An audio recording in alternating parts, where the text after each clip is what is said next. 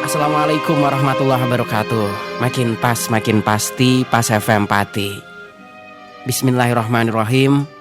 Segala puja dan puji hanyalah milik Allah Subhanahu wa taala, dan kita masih diberikan kesempatan untuk kembali bersua dalam kajian manajemen Islam.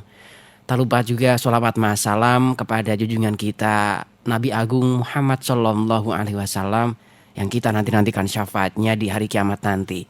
Baik, mitra pas yang selalu dirahmati Allah, jumpa lagi dengan saya Arif Vanili dalam program kajian manajemen Islam kerjasama Kafah Center, Jalan Syekh Jangkung depan Makam Muhyipati dengan Radio Pas FM Pati. Dan insya Allah kurang lebih 50 menit ke depan kami akan menemani Anda. Ada satu topik menarik pagi ini akan kita kupas. Mari berhati-hati dalam kehidupan.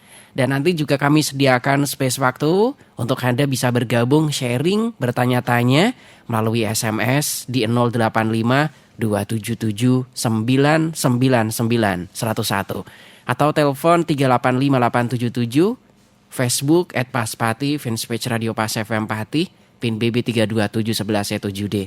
Dan juga siaran ini bisa Anda simak melalui live streaming radio kami di www.pasfmpati.com.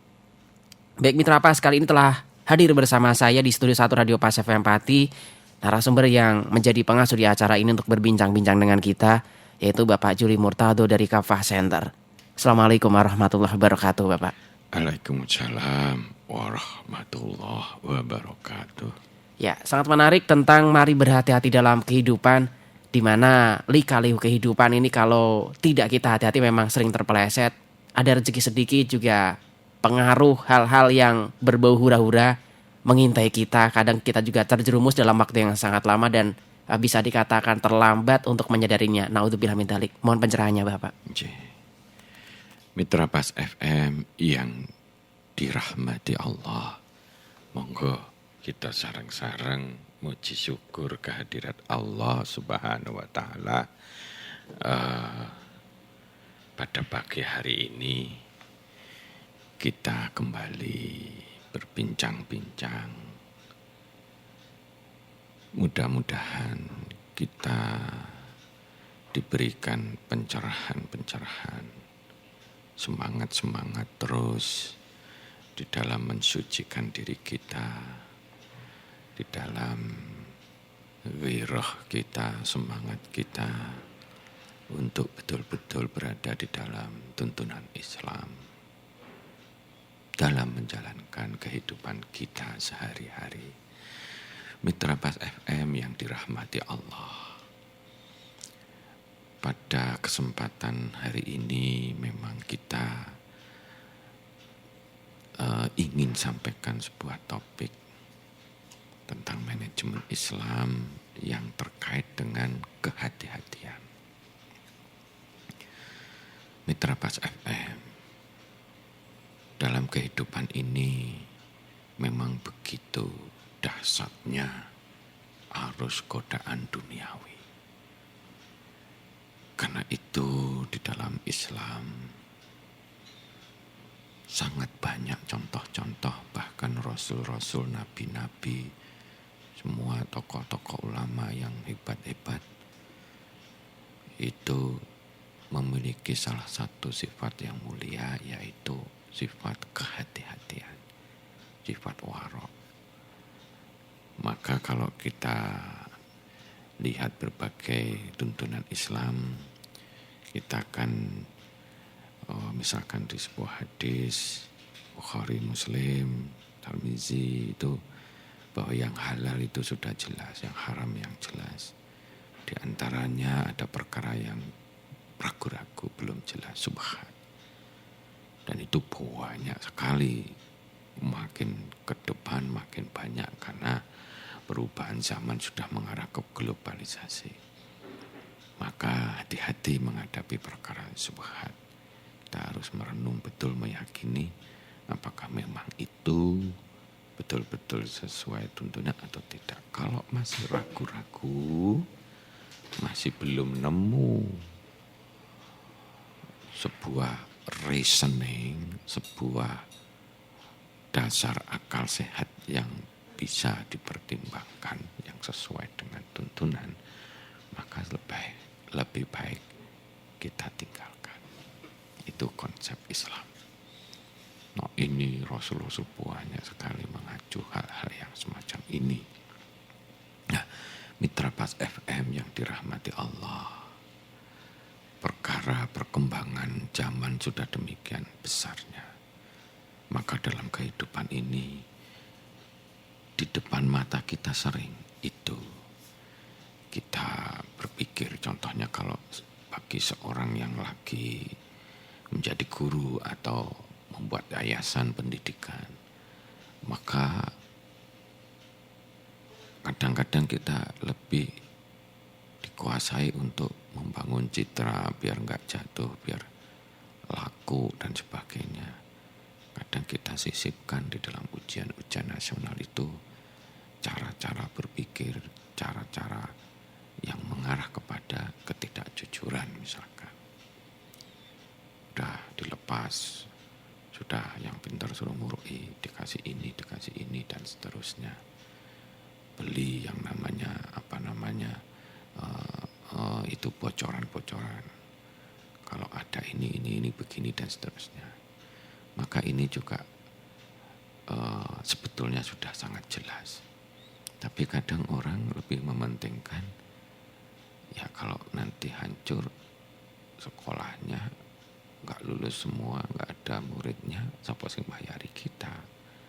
Nah, padahal yang jelas itu sebetulnya sudah cedawel-wel bagi hamba-hamba Allah yang suci, itu sudah cedawel-wel, nggak mungkin sesuatu itu bisa sukses berkembang menurut barakah Allah kalau itu dijalankan dengan cara-cara yang tidak benar. Allah Maha Latif ya Latif, Maha Halus ya Rauf, Maha Lembut, Maha Pengasih dalam pengertian yang sangat lembut. Ya Alim, ya Allah Maha mengetahui, ya Khabir, Maha awas melihat segala sesuatu. Jadi pasti beda-beda. Nah, tapi ini membuat seakan-akan seperti perkara subhat dipilih yang lebih banyak ininya. Nah, maka pilihlah. Kalau dasar yang kita lakukan itu dasarnya itu bertentangan, ya, ngurui murid ke arah yang tidak benar, tidak jujur, maka pastikan itu sesuatu yang di luar tuntunan Allah, akan mencelakakan kita. Contoh lagi misalkan ada DPR, pas ada sidang paripurna misalkan, entah di tingkat 1, 2 atau pusat misalkan, tahu-tahu dapat amplop. Bu, ya dipikir ini amplop ini sebetulnya hak saya atau pemberian oleh misalkan bupati atau siapa begitu ya, yang untuk melicinkan di dalam pertanggungan jawab atau apapun begitu. Nah, kalau itu ingat, kalau saya mengatakan itu cedawelo-welo lagi, bahwa itu sesuatu yang haram, nggak pantas kita terima karena kita berada di posisi pengambil keputusan untuk memutuskan sesuatu yang sifatnya kebijakan-kebijakan. Seperti seorang hakim, kalau dia waktu hujan misalkan dibantu oleh tetangganya atau apapun dengan payung atau apa, dia lebih baik mengatakan maaf, tidak masalah misalkan, daripada nanti dibantu payung atau apa, kayak dipinjami mobil kayak, atau mobil itu dijual dengan harga yang sangat murah kayak, tapi dengan suatu niatan-niatan setelah itu kita sudah dipangku, sudah mati rasa kita, rasa keadilan kita, maka jadilah kita hamba-hamba Allah yang tidak adil, hamba-hamba Allah yang terpengaruh oleh nafsu-nafsu keinginan yang tidak benar. Ada banyak yang seperti itu. Nah, contoh kasus misalkan ada yang kemarin jadi pimpinan di di Migas, itu terkenal jujur sebetulnya dan dia tidak menerima sepeser pun, tetapi dia tidak hati-hati bahwa Dia mengambil sesuatu yang tidak pada tempatnya, walaupun itu diserahkan kepada DPR misalkan gitu, karena ngototnya DPR minta sana minta sini. Nah akhirnya kena dia. Nah ketidakhati-hatian ini akan banyak menimbulkan malapetaka sebetulnya. Dan kalau itu kita kejerumus yang tidak benar, tapi kita belum tahu, dan kita tidak berusaha untuk berhati-hati dan mencari tahu hukum dasar yang sebenarnya, terutama dikaitkan dengan Islam, maka yang terjadi kita bisa kejebak.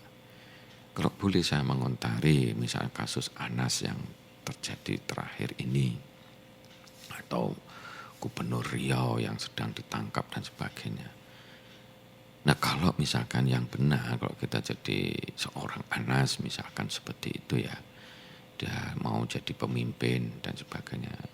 Kalau kehati-hatinya tumbuh, biasanya begini. Ya nggak mungkin lah, uang satu mobil itu seperti kita nggak tahu itu. Mestinya gampang saja itu, dengan melarang sebelumnya dan sebagainya, mengantisipasi sehingga tidak timbul seperti itu. Atau pemberian atau kedudukan yang mengarah kepada lobby-lobby hanya tidak diberikan sebuah jabatan atau apapun yang terjadi. Menurut saya salah satu kekurangan dari Mas Anas ini adalah kurangnya hati-hati melihat berbagai hal, sehingga akhirnya dia terjerumus dengan lingkaran politik, lingkaran situasi yang sebetulnya akan membuat kita terseret arus itu. Ibarat kita ini, kalau itu baik kita kumpuli kiai-kiai atau ulama, maka harumnya akan masuk ke kita. Tapi kalau kita kumpuli barang yang jelek, maka busuknya juga akan kita kena getahnya. Nah ini dalam Islam demikian dahsyatnya, karena kalau kita kejebak dengan sikap yang tidak bersih, yang tidak suci, maka yang terjadi itu azab Allah yang diterima. Nah ini di dalam segala kehidupan bisa terjadi, sangat bisa terjadi. Entah misalnya kita amplop kayak apa, kayak politik, sama juga DPR yang sekarang ini lagi heboh.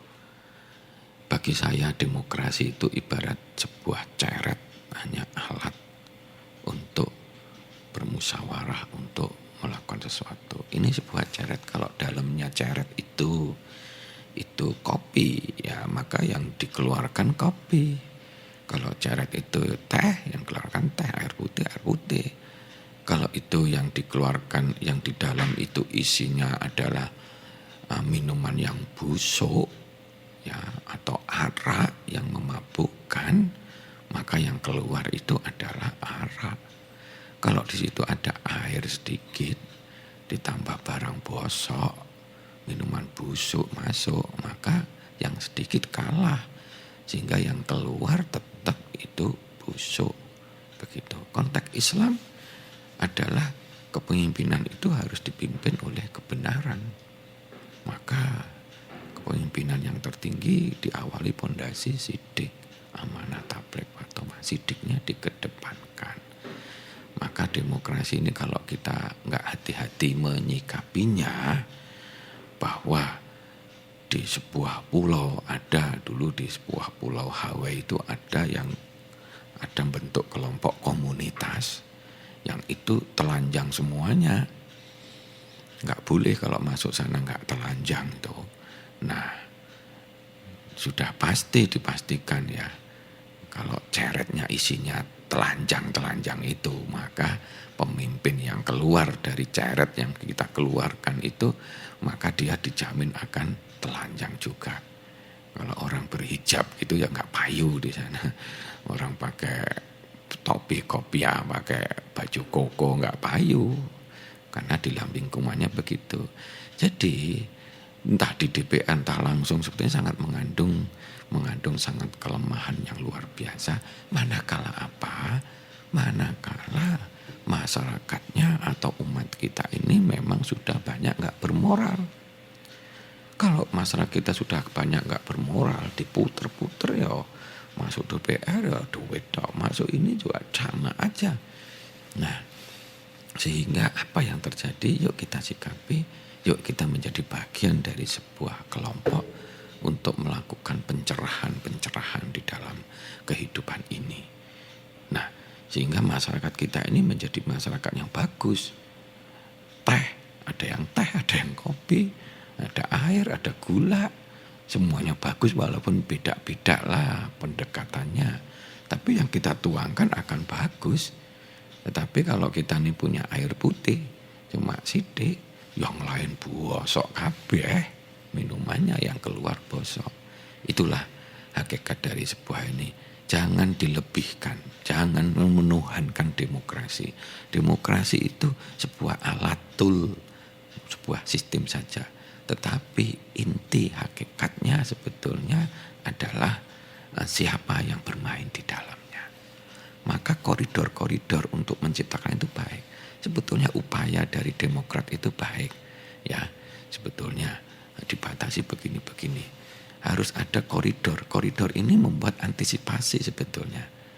Karena dua-duanya kalau langsung maupun DPR, kalau tidak ada koridor-koridor yang menjembatani dengan suatu hukum yang jelas, dengan konsekuensi yang betul-betul ditegakkan hukumnya nanti, maka yang terjadi adalah sampah-sampah masyarakat yang masuk ke sana, sehingga ceret demokrasi ini yang keluar pasti jelek, dijamin itu. Nah, jadi demikianlah. Nah, di dalam Islam manajemen warok, manajemen hati-hati ini luar biasa pentingnya. Bahkan dalam kehidupan kita, mudah-mudahan kita tidak terjerumus. Karena begitu kita masuk, yang kita makan adalah sesuatu yang tidak halal. Ya, sesuatu yang tidak halal. Ya, atau pemberian itu terpaksa. Pemberian itu walaupun kita beri tapi dengan cara terpaksa, itu hapuslah berkahnya. Maka kalau ada DPR, misalkan kunjungan ke suatu daerah, ada yang BCI, wah wong jenenge DPR atau mosok enggak dikasih ini. Wah, kepeksa misalkan ya. Si pemberi kepeksa itu hilang berkahnya itu. Hilang berkahnya itu. Apalagi kalau itu melanggar. Maka yang terjadi adalah haram yang masuk dalam tubuh kita. Kalau haram, bagaimana doa-doa kita bisa dikabulkan? Bagaimana Allah bisa dekat dengan kita? Bagaimana Allah mau melindungi kita? Wong yang kita makan adalah barang yang busuk, yang kotor, yang haram seperti itu. Maka mari Mitra Pas FM yang dirahmati Allah, yuk kita semangati pada pagi hari ini. Kita harus berhati-hati untuk menjalankan kehidupan ini. Jangan kejebak yang haram. Maka mari kita hindari semua yang subhat-subhat itu sebelum kita meyakini, mendalami bahwa itu adalah sesuatu yang benar. Mudah-mudahan ini akan membawa di dalam kehidupan yang lebih baik, yang lebih baik. Monggo, saya kira kita perlu sharing pada pagi hari ini. Silakan. Baik. Kita sudah menerima beberapa SMS dan sambil menunggu untuk Anda pagi ini bisa telepon lewat 3858877 ataupun SMS di 085 277 999 101. Yang sudah bergabung pagi ini Mas Anam atau Pak Anam. Assalamualaikum warahmatullahi wabarakatuh Pak Juli. Waalaikumsalam warahmatullahi wabarakatuh. Ya, untuk akhir-akhir ini untuk menjadi seorang pejabat negara memang bisa dikatakan sulit Bapak. Apalagi politik sekarang ini sudah mementingkan partai atau golongannya sendiri. Sehebat apapun dan sebersih apapun orang dari partai lain akan diincar dan dicari kesalahannya. Suatu contoh, seorang Dahlan Iskan pun juga mempunyai beberapa kritikus atau juga musuh dari beberapa partai yang tidak suka di mana dia direkrut. Meskipun Dahlan Iskan sendiri juga sepertinya bukan orang partai ini. Lah, mohon pencerahannya untuk hal ini supaya kita lebih berhati-hati. Karena memang dari sisi lain kalau misalkan ada orang yang ingin berjuang maunya lewat dalam Pak, artinya lewat jadi menteri atau apapun untuk mempercepat suatu perubahan. Tetapi memang di sana memang sulitnya seperti itu. Monggo Pak. Yang penting dalam kehidupan. Jadi Mas Anam, saya merasakan sekali yang jenengan pikirkan. Dan saya salut panjenengan memiliki karakter yang cukup kritis melihat itu. Teruskan dan kemudian pilih yang paling baik, yang paling benar menurut tuntunan Islam. Sederhana saja dalam Islam itu, yang haram, yang halal itu jelas. Maka kalau kita sikapi dengan benar, tapi dilanjutkan dengan bijak, lah ini ya. Ya, contohnya misalkan Ahok itu ya, walaupun non Muslim ya, tapi ini ambil pembelajaran ya. Ya pola-pola yang dia tegakkan itu sebetulnya keadilan juga, kejujuran begitu ya. Tapi di dalam banyak hal kadang-kadang terlalu keras sehingga kesannya kurang bijak, contoh gitu. Dalam Islam itu mengenal benar dan bijak, wisdom namanya ya. Nah, jadi kalau misalkan dalam Islam niatnya sudah suci itu, misalnya suci sekali, tapi dalam hal-hal tertentu ada yang mengingatkan beliau, nek ngendikan itu ojo asal ngendikan lah, sehingga kadang-kadang timbul hal yang kurang bijak yang disampaikan. Nah, mesti harus lebih wisdom. Nah, setiap orang pasti punya kelemahan. Dan orang-orang yang memang memiliki hati yang suci dan memang ingin mempertahankan kesucian, itu saran-saran seperti itu bukan kritikan-kritikan yang pedas, malah justru menjadi penyemangat dia untuk memperbaiki. Orang kalau dikritik, itu dielorowati, itu pertanda bahwa kesucian dalam dirinya itu masih perlu ditingkatkan. Karena harusnya kita sikapi dengan rasa syukur. Ya Allah, masih ada orang yang peduli untuk mengingatkan kita agar kita tidak terjerumus ke arah yang jauh. Yang penting dimanapun, dalam konteks Islam, tidak harus jadi ini dan sebagainya. Tidak harus. Karena kalau jadi ini kita menutupi sesuatu, itu juga jalan yang gak benar. Makanya ada seorang yang kelihatannya baik, misalkan di dalam kasus tertentu. Seorang guru, akhirnya dia bisnis, akhirnya dia mundur dari guru. Tapi dia masih digaji oleh PNS misalkan, oleh negara. Dan gaji itu diambilnya, walaupun tidak untuk pribadi, tapi disumbangkan ke yayasan atau apa. Menurut saya, ketoknya baik Pak. Tapi kalau kita pakai hati yang suci, yang kudus, maka itu haram itu. Karena apa? Dia nggak mengerjakan sesuatu di situ, dapat gaji, ya mendingan tulis surat mundur gitu aja. Kalau dia punya kelebihan ya kasihkan ke orang itu.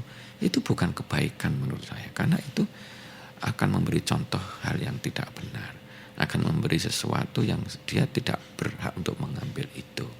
Begitu, biarlah negara yang mengurus itu.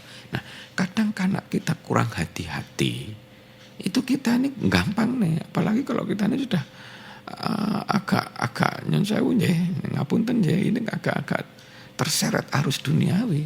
Itu sing barang-barang haram-haram itu pura-pura jadi itu. Makanya kalau ada menteri atau dirjen misalkan, tahu-tahu rekeningnya tuh jadi gendut misalkan ya. Hari raya ada miliaran itu disumbang dari BUMN sana, BUMN sini, sudah punya porsi-porsi tertentu. Kalau hari raya dia akan ngirim sana sebenarnya, ngirimnya enggak kecil-kecilan, cukup banyak, sehingga kalau dikelumpukin murah-murah ada 2 miliar. Kadang kecenderungannya kalau kita ini sudah tidak warok, alhamdulillah Allah ngasih rezeki kepada saya. Itu bukan rezeki, itu ujian. Tanyakan kepada diri kita, itu duit dari mana? Apakah ada suatu nilai-nilai di balik itu sehingga keputusan kita jadi tidak adil, tidak bijak? Kalau saya nyuwun sewu, hal gitu mesti tak telusuri. Kita omongkan sebelumnya. Pada waktu kita ngurus proyek-proyek kita umumkan. Jangan pernah ada satupun begini pada orang. Kalau begitu kita putus saat itu. Dan kita laksanakan begitu. Jangan pernah kita ini menerima apa-apa atau masuk hari raya pun saya enggak mau begitu. Kalau itu sangat berhubungan dengan ini. Kalau saudara kita memberi pas main ke kita atau kita sebaliknya tidak apa-apa. Tapi sebuah instansi yang berhubungan kita dan nanti bernotap benar nanti kita mungkin tidak adil, tolak. Dan sebelumnya diomongkan. Jadi kalau Mas Anas jadi kepala, jadi ketua Demokrat gitu, harusnya sebelumnya diomongkan. Saya nggak mau ya politik uang apa, hati-hati jangan bawa ini. Kalau seorang menjadi pejuang kejujuran, dia akan mengantisipasi itu. Itulah salah satu sifat orang waras. Dia akan mengantisipasi hal-hal semacam itu sehingga tidak terjadi. Bukan biarin aja lah situasi begitu, toh itu bukan perintah saya, umpamanya begitu.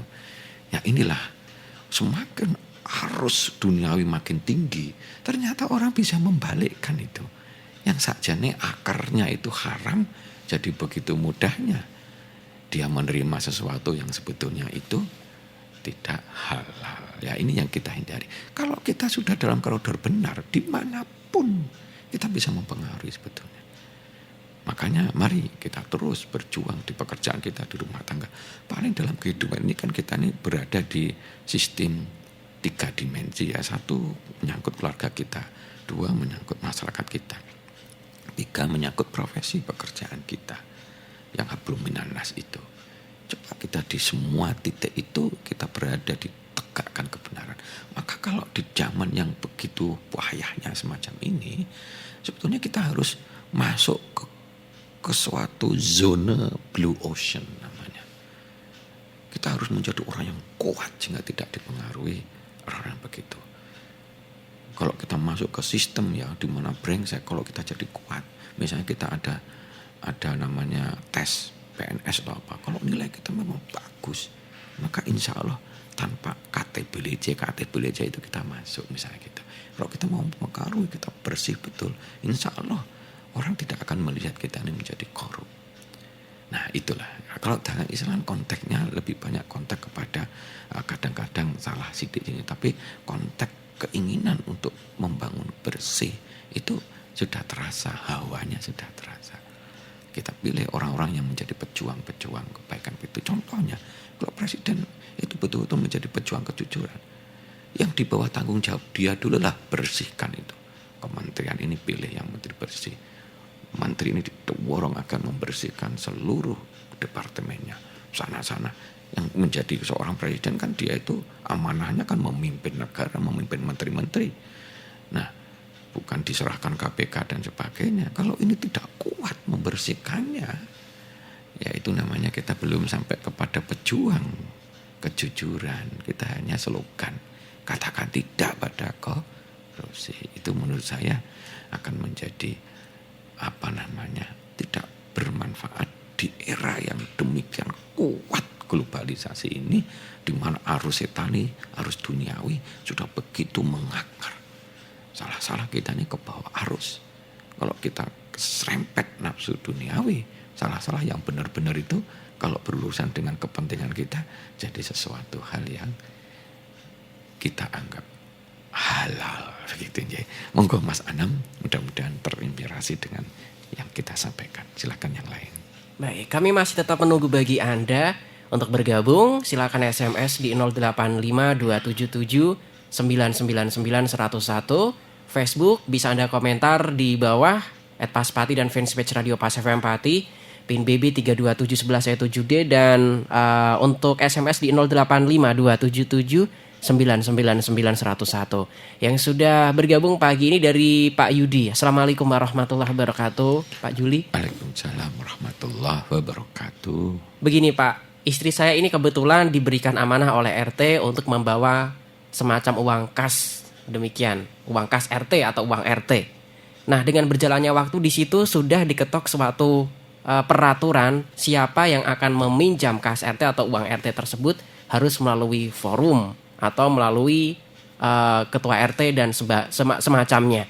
Nah, kemudian dengan berjalannya waktu ternyata aturan yang dulu-dulu ini banyak warga yang meminjam secara potong kompas, artinya langsung menghubungi pembawa uang. Dan kebetulan istri saya juga kalau sudah seperti itu tidak bisa berbuat banyak, karena pada intinya itu adalah uang orang banyak. Apabila dirunut dari hal-hal yang berbau negara, ini sepertinya juga sudah masuk kategori korup. Karena yang dilakukan oleh menteri-menteri juga kurang lebih seperti itu, memberikan uang dengan bawah tangan tanpa prosedur yang jelas, kemudian akhirnya toh di sidang juga. Nah, apakah ini juga berlaku untuk istri saya apabila dilihat dari cara pandang Islam? Mohon pencerahannya. Mas siapa tadi? Pak Yudi, Pak. Mas Yudi, saya bangga dengan jenengan. Pola pikir warok itu sudah ada, kita tingkatkan terus kehati-hatian ya. Kalau menteri bukan begitu. Kalau duitnya duit pemerintah, ya jangan. Kalau duit pribadi ya mau diam-diam itu lebih baik. Kasihkan ke semuanya. Tapi kalau itu duit pemerintah harusnya anggarannya untuk A, tapi dibelokkan untuk B. Karena kepentingan pribadi atau politiknya, ya itu jelas cetok welo-welo nggak benar. Dan ini banyak dilakukan. Menggunakan pola-pola pikir yang seperti itu. Termasuk yang sepele itu kadang-kadang sepele banget. Di tempat kita, depan jalan kita nih agak rusak, padahal masih bagus, cuma agak rusak. Sementara di sebelah sana itu rusak sekali. Tapi karena kita ini, pejabat apa-apa, wah kita didulukan dan sebagainya. Ini pola-pola yang tidak adil itu termasuk yang tidak benar. Maka jadi pemimpin itu harus adil, dan adil itu berat. Jadi seperti itu. Nah, dalam konteks tadi saya sangat memahami. Kembalikan ke forum ya. Kembalikan ke forum saja ya. Dan kita mohon maaf, saya nggak berani begini karena sudah diputuskan RT. Kalau secara pribadi saya sebetulnya nggak enak suka, tapi karena sudah diputuskan Ibu PKK misalkan ya di level RT, maka aturan itu yang menjadi ini. Kulo mboten wani nanti kalau dari yang lain begitu-begitu, bahkan dikasih sedikit bocoran biar memotivasi. Bu, saya itu juga pernah dengar dari orang lain sama seperti ini. Akhirnya di bendaharanya disalah-salahin di forum, gimana kok nggak ngikuti forum dan sebagainya. Karena tentu ada yang pro dan kontra.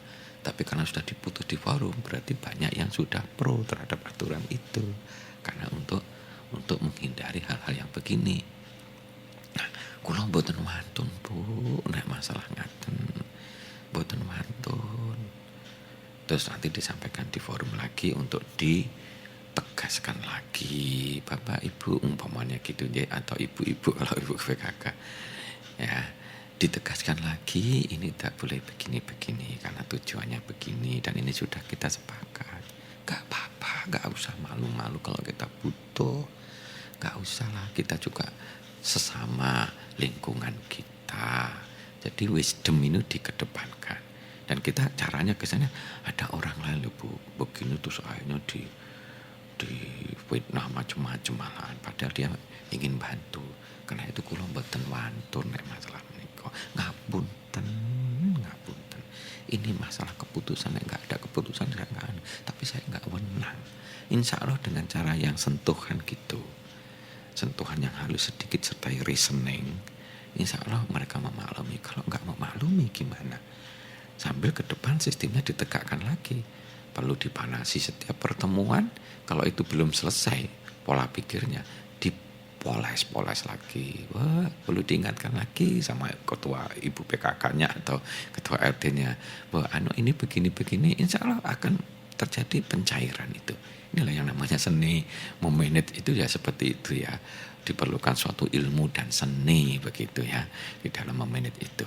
Insya Allah menjadi terang benderangnya tuh makin besar sambil lalu kita sungkan begitu. Kutubutan mantun karena ini amanah. Sudah ada keputusan. Makanya kalau mau di manage lagi ini bicara seni ya. Ya, bicara seni ya. Bu, Pak, ayo Pak RT nanti kalau meeting dituangkan dengan tanda tangan juga. Ya tentang RT diluluskan untuk ini aturannya ini. Bu, sudah wonten aturan tertulis ngaten ya Bu, mboten saged kula. Sebab ini bukan hak kula. Nek hak kula enggak apa-apa. Insya Allah orang yang berpikir normal pasti nerima kalau kita sampaikan. Tapi ada orang yang berpikirnya enggak normal. Mboten mantun tetap aja kalau dicelatu oleh itu. Insya Allah kita mohon maaf, jangan ganti nyelatu itu apa ya? Membalas ini Pak. Membalas dengan diomeli apa, kita nggak usah membalas gitu, kita doakan, kita maafkan, dan kita minta maaf kepada dia. Bu, ngapunten kula mboten wenang ini. Dia tetap ngomel pulang tuh dengan ngomel atau mungkin sudahlah, wa kafa billahi syahida. Kita tetap hantem dengan balas, bukan kita hantem ya, kita balas dengan kebaikan. Insya Allah nanti itu Allah akan membukakan jalan yang mudah, bahwa yang benar itu benar, yang salah itu salah, begitu ya. Itu pengalaman kita begitu.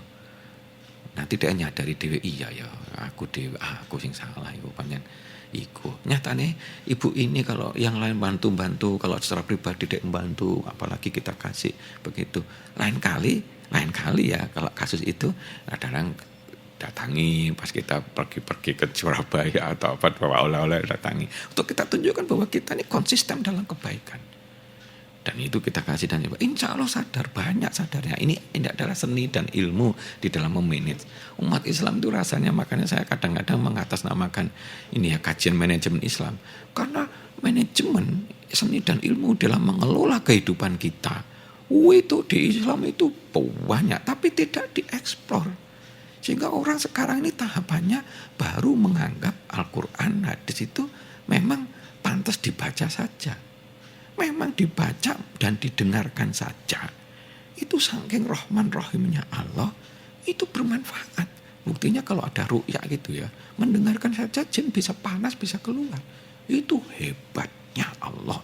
Di dalam Quran sendiri kata-katanya, diksi-diksi dalam alif laminnya itu sudah mempengaruhi. Tetapi bukan untuk itu semata. Tapi justru yang jadi titik pangkal utama adalah jadikan hudalil muttaqin, jadikan petunjuk bagi orang-orang yang bertakwa. Dalikal kitabu la raiba fihi hudalil muttaqin. Maka kita harus pandai mengambil pembelajaran. Dari pembelajaran itu kita yakini. Dari kita yakini, kita amalkan dengan sepenuh hati. Dan mari kita sempurnakan dengan mengajarkan kepada orang lain. Inilah kenapa umat Islam kita ini banyak yang itu. Karena masih pondasinya yang digarap, belum bangunannya. Bangunannya itu kita harus kaji Quran. Nah inilah yuk kita pahami. Manajemen Islam itu demikian luar biasa. Ilmunya sudah ilmu hakiki. Kenapa? Nah, pengarangnya adalah Sang Maha Segalanya, Allah Azza wa Jalla. Kurang apa? Ya, kalau dari ilmu manajemen Amerika dan sebagainya itu sekarang ya orang-orang udah mati, perkembangannya banyak. Tapi orang yang mendesain itu adalah Azza wa Jalla, sudah dipraktekkan oleh manusia terbaik yaitu Rasul yang kita cintai. Kurang apa? Kita ambil. Maka mari kita eksplor. Tuntunan ini kita eksplor untuk kita kaji, untuk kita bedah, kita display untuk memahami. Makin kita memahami, itu akan connect dengan makin kita meyakini. Makin kita meyakini, sangat connect terhadap makin ikhlasnya, makin sungguh-sungguhnya kita mengamalkan. Makin sungguh-sungguh kita mengamalkan resep-resep jitu ya tentang Shirathul Mustaqim, jalan yang lurus ini, maka insya Allah nikmat-nikmat akan datang kepada kita, hasanah dunya, hasanah akhirat. Konsep ini tidak banyak dieksplor, ditekankan di dalam umat kita. Sehingga umat kita ini walaupun Islam, walaupun punya Quran, walaupun punya hadis, ya, tetapi gak dikaji. Inilah yang menyebabkan umat kita ini terpuruk. Akibat terpuruk, masyarakat jadi terpuruk. Demokrasi tidak bermanfaat di masyarakat yang terpuruk. Ya, ceret yang isinya itu busuk akan keluar busuk. Nah, inilah yang patut kita prihatinkan, sekaligus yuk kita perjuangkan. Ngaten nggih, monggo yang lain barangkali. Ya, kita juga sudah mendapatkan beberapa SMS. Semoga waktunya sampai ini Bapak. Assalamualaikum warahmatullahi wabarakatuh. Waalaikumsalam warahmatullahi wabarakatuh. Sebelumnya ada yang sudah masuk melalui telepon. Assalamualaikum Pak Syafii Empati. Waalaikumsalam warahmatullahi wabarakatuh. Ya, dengan siapa di mana Pak? Bentar. Pak kecil dulu. Ya, silakan dikecilkan. Dan untuk Anda bisa bergabung. Ya, monggo Pak. Assalamualaikum. Waalaikumsalam warahmatullahi wabarakatuh. Monggo Pak. Memang benar Pak, diterangkan oleh Pak Ustaz tadi. Banyak masyarakat kampung khususnya itu kan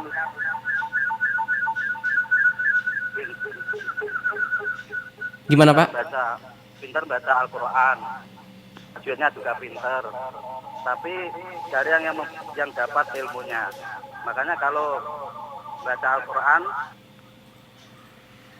kalau berita itu bertentangan dengan apa yang dia baca itu. Saya tuh pernah mempraktekkan baca Quran di mushola atau di masjid dengan artinya. Tapi saya itu dilarang. Setelah saya dilarang, terus saya belajar selama 9 tahun di suatu tempat khusus Al-Quran dan terjemahnya. Ternyata dalam isi Al-Quran itu memang hebat sekali itu, saya senang sekali itu.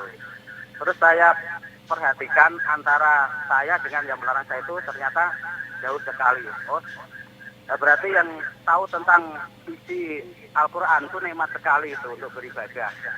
Ya, makanya dari itu ternyata kebanyakan masyarakat kita itu pintar membaca Al-Quran, tetapi tidak tahu tentang isinya itu dari yang tahu itu. Nggih, maksudnya gimana? Oke, cukup mengerti kita. Nggih. Untuk menghadapi orang semacam itu bagaimana gitu. Ternyata Nggih. yang Al-Quran yang saya pelajari itu enak sekali, Pak. Hidup saya juga tentram enak gitu. Nggih. Iya. Nah, ya saya tanyakan untuk menghadapi orang seperti Nggih. itu gitu loh. Nggih. Itu saja. Assalamualaikum warahmatullahi wabarakatuh. Waalaikumsalam Warahmatullahi wabarakatuh. Nggih, tadi Pak siapa ya? Pak ya. Enggak belum menyebutkan nama tadi. Pak, saya bersyukur panjenengan sudah tercerahkan untuk bagaimana punya ghirah mendalami agama. Karena kalau Allah ingin memberikan jalan yang mudah, jalan yang baik untuk hambanya, maka hambanya akan dimudahkan untuk memahami agamanya, untuk menjadi faqih di dalam urusan agama. Nah, kelihatannya jenengan sudah pada jalur mereka. Jalur yang seperti itu insya Allah teruskan, ditingkatkan. Saya sendiri tiap hari Rebu malam itu di rumah ada kajian manajemen Quran. Ya. Kita satu persatu ya, kita kaji Quran tetapi berorientasi kita mengambil hikmah pembelajaran. Ya. Tapi kalau berkaitan dengan perbedaan itu sabarlah, masih kita syukuri bahwa sebagian umat Islam kita gemar membaca Quran dan sebagainya, itu sesuatu yang sangat baik, sangat baik. Yang belum bisa membaca Quran masih banyak. Yuk kita giring yang belum baca Quran, belum bisa baca Quran, senang maca Quran. Yang sudah bisa baca Quran, kalau bisa diarahkan untuk mengkaji maknanya. Yang mengkaji maknanya kalau bisa didalami untuk menjadi sebuah keyakinan hikmah yang besar sehingga dia bisa mengamalkan dan ujung-ujungnya penyempurnaannya untuk ikut kita mendakwahkannya atau menyempurnakan dengan cara memberikan pelajaran kepada orang lain. Itu kesempurnaan dari sebuah akhlak. Sebuah akhlak itu baru sangat sempurna itu bukan hanya dijalankan kalau dia sudah mendakwahkannya, beramar ma'ruf, mengajarkanlah kepada orang lain sehingga menjadi amal jariah dia. Itulah kesempurnaan sebuah akhlak atau ilmu yang sudah kita pahami. Ngaten nggih. Nah, itu harus wajar lah di masyarakat kita nih, kita harus syukuri.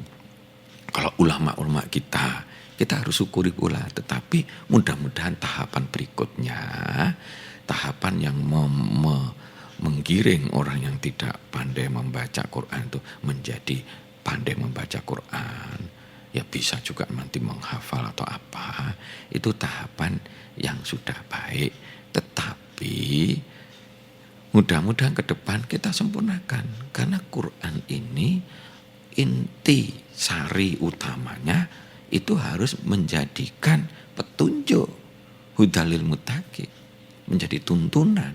Nah, bagaimana menjadi tuntunan kalau kita tidak paham? Nah, maka kita harus belajar. Lah, tanggung jawab kita untuk memberikan pembelajaran. Sebetulnya kalau kita lihat tafsir-tafsir, kita membaca 4 tafsir gitu aja. Contohnya tafsir yang dari Departemen Agama itu sudah cukup bagus itu ya. Sudah cukup bagus itu. Uraiannya sudah cukup bagus. Tim yang membuatnya sudah cukup banyak. Bukan terjemahannya Pak, tapi tafsirnya itu ya. Itu begitu. Tambah saja dengan tafsir yang lain, mesti Al-Misbah dan sebagainya. Kita membaca 3-4 tafsir saja, ya. Itu akan kita bisa membayangkan, oh gitu ya maknanya ini, begitu. Insya Allah ahli-ahli tafsir saya termasuk yang salut. Mereka sering-sering berpikir objektif, akal sehat. Kalau toh ada perbedaan, dia sampaikan dengan cara yang apa adanya. Sehingga kembalikan kepada kita mana yang paling cocok. Nah, kalau kita bandingkan satu sama lain tafsir-tafsir itu ya, insya Allah kita akan ketemu yang namanya benang merahnya istilahnya ya, intisarinya. Setelah tahap itu kita paham dulu. Mungkin kalau nanti mau mengkaji lebih dalam lagi, boleh nanti mengkaji dalam. Tapi paling tidak paham dulu begini. Oh gitu ya. Begitu maksudnya begitu ya. Kemudian yakini kita laksanakan. Mudah-mudahan ke depan tokoh-tokoh agama kita ya di pendidikan-pendidikan semuanya itu masuk ke tahap lanjutan sajalah dari yang sudah bisa membaca, kembangkan menjadi orang yang akan mengkaji atau memahami hikmah-hikmah pembelajaran tuntunan yang ada di situ. Maka inilah yang akan menjadikan orang bisa menjadi khaira ummah yang terbaik begitu ya. Nah ini terhadap yang tadi itu yaitu dengan sabar kita sering berdialog atau apa sudahlah, jangan dicacat misalkan wah Quran kok mau diwaca tok, nah, itu akhirnya negatif. Wong kok sholawatan tok, nah, itu negatif itu. Hilangkan yang seperti itu. Lu sholawat itu perintah Allah. Neng, nah iso ya kita sholawatan yang bagus, yang sering. Kita juga berzikir yang sering. Kita mengkaji, membaca Quran yang sering. Kita mempelajari tuntun yang baik. Kita coba tingkatkan amal-amal kebaikan kita. Bersedekah yang sering. Kita mengajak orang untuk beramar ma'ruf nahi munkar dengan cara bijak yang sering. Begitu, sehingga tidak umat Islam di Indonesia ini kadang sering kurang dewasa, Pak. Begitu didik itu wantem ceprot itu. Begitu sidik diantem. Kita enggak begitu karena contohnya ya dalam misalkan di Jumat itu kan sering tahu ibadah Allah. Innallaha ya'muru bil adlil wal ihsan. Jadi kita harus menyampaikan dengan ihsan, dengan yang terbaik gitu ya. Mudah-mudahan inspirasi ini bisa menyadarkan kita. Yang penting yuk kita godok betul keluarga kita, lingkungan kita. Sidik, mudahan terpengaruh.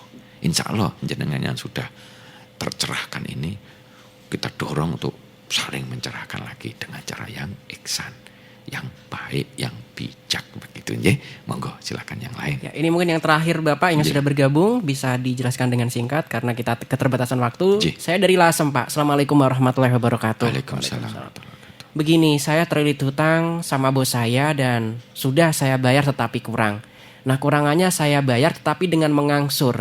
Apakah itu bisa diproses hukum penjara? Terima kasih, mohon pencerahannya. Mungkin juga pada saat tahiyat ini bisa berdoa, tambahan doa Allahumma inni a'udzubika minal ma'tami wal maghrum ini sepertinya. Monggo Bapak. Loh, itu utang kepada siapa itu ya? Kalau hutang itu kan biasa saja toh. Kita hutang kepada seseorang atau apa ya. Nah, itu ya bayarkanlah. Harus kita concern bayar, jangan wani hutang tapi lali bayar kan gitu kan. Tapi jenengan saya kira bukan tipe yang seperti itu. Usahakan untuk membayar. Andaikan itu enggak mampu, datanglah minta maaf. Mungkin bisa dicicil dan sebagainya. Andai enggak mampu, usahakan maksimal doa sama Allah. Mudah-mudahan diberi mampu. Dan Allah itu ya ghani ya muni, betul-betul kaya. Tak cari apa? Caranya memampukan kita untuk bayar utang. Cara Allah itu luar biasa. Salah satunya ini apa itu enggak masuk akal tapi masuk akal. Begitu bolak-balik kita nangis, kita datang kita minta kita sudah susah sungguh-sungguh dan sebagainya kita datang ke sana. Enggak taunya cara Allah gampang. Orang yang diutangi tadi itu sudah dengan terenyuhnya mengatakan, "Mbak, Pak, hari ini insya Allah saya putus untuk hutang jenengan lunas." Loh, hebatnya Allah. Hebatnya Allah. Allah kok dilawan kalau sudah memberi kekuatan kita untuk memberi kelunasan, itu salah satunya begitu ya. Nah, jangan khawatir. Tetapi kalau kita ini misalkan yang tahu ya, ini insya Allah bukan dijenengan oleh yang lain. Kita nilep duit negara, itu korup ya duit negara. Ya itu kita ngaku apa adanya sebelum diproses ya. Kalau sebelum diproses itu enggak masalah. Kita minta maaf dan sebagainya, kita ini gitu. Kalau udah diproses ya sudah didok, ya gimana lagi, kita konsekuen. Tapi insya Allah kalau belum, kita mengajukan tertulis, kita ngadep pimpinan kita, minta kita nilep Pak, yang kemarin kas kecil itu tak tilep dhisik. Oh itu dana haji itu tak tilep atau apa. Ya Masya Allah. Ya, yang seperti itu kita mendingan jujur apa adanya. Udah siap konsekuensi dimarahi, itu apa kayak siap. Tapi dengan tulus kita ingin, kita usahakan dengan tulus kita itu juga istighfar kepada Allah. Kita minta maaf kepada orang-orang yang terkait dengan kita. Insya Allah, innallaha ghafurur rahim. Ini yang kadang orang gak berani. Sehingga dia malah menyembunyikan sehingga ilmu munafik yang kena. Oh akhirnya ujung-ujungnya pok, jatuhlah dia. Azablah jatuh karena dia nyelintut seperti itu. Mental munafik hanya suatu saat dok kejadian. Insya Allah tidak terjadi dalam konteks yang jenengan. Mudah-mudahan jenengan bisa baik menyadari dan terus semangat untuk memecahkan masalah. Itu bagian dari amanah kita, dahulukan menyelesaikan hutang. Beririt-iritlah. Sebab ada orang banyak utang tapi berboros-boros yang seharusnya nggak perlu. Tapi hutangnya sudah dijanjikan lali terus. Nah itulah, janganlah kita ini sok gengsi. Ada ulang tahun anaknya, ulang tahun udah hutang, anak ulang tahun pada itu untuk apa? Nah ini banyak orang berfoya-foya, padahal banyak utangnya dilalaikan, tetapi dia melakukan pemborosan. Banyak itu saya lihat. Mudah-mudahan tidak terjadi, dan mudah-mudahan baik. Ini kita tutup langsung aja, ya mudah-mudahan bisa bermanfaat. Yuk kita berpikir untuk warok, berhati-hati dalam kehidupan ini, untuk kita jangan terjerumus kepada subhat, jangan terjerumus kepada sesuatu yang haram yang kita malah halalkan. Karena kehati-hatian itu akan memancing kita kepada suatu petunjuk Allah tentang kebenaran yang kita hadapi.